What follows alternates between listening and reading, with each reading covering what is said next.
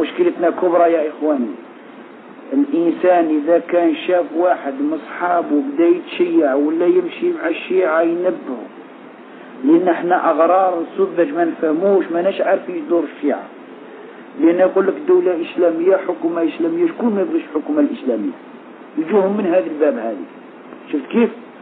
بينما عندهم عقائد فاسدة، وإذا كونوا دولة نرجو من الله لا تكون لهم دولة إن شاء الله، ولا تقوم لهم قائمة، ولا يرفع لهم راية إن شاء الله، ولا تكون لهم ولاية. وش يديروا في كتبهم؟ يقولون إذا رأيت اليهودي فاتركه فله ذمة في كتاب الله، وإذا رأيت النصراني فاتركه فله ذمة في كتاب الله، وإذا وجدت السني فاقتله فليس له ذمة في كتاب الله. يعني احنا اللي رانا نقولوا نبغوهم، من رانا غافلين بزاف. فيقوا أيها الشباب، فيقوا خاوتكم. والله لو تكونوا لهم دولة إن شاء الله ما تكون لهمش دولة. والله يقول لك القدس كذبوا، يروحوا القدس هم الطائرات اللي كانوا يضربوا بها العراق كلها مهندسين إسرائيليين. شفت كيف؟ كلها الهندسة تاعها والتقنية تاعها وقطع الغيار تاعها كلها من إسرائيل. لأن كما قلت لكم أنا مقبل ما تنسوا شيء، جذور اليهود مع جذور الشيعة جذر واحد، شجرة هكذا. اليهود راحوا منا والشيعة راحوا منا، ولكن الأصل واحد.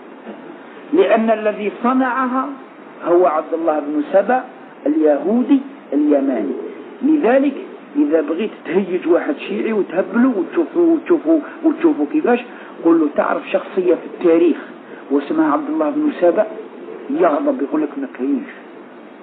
علاش؟ لأن إلا قال لك كاين، قل له هذاك هو جدكم اللي دالكم العقيدة، ينكروه يقولوا ما كاين شيء.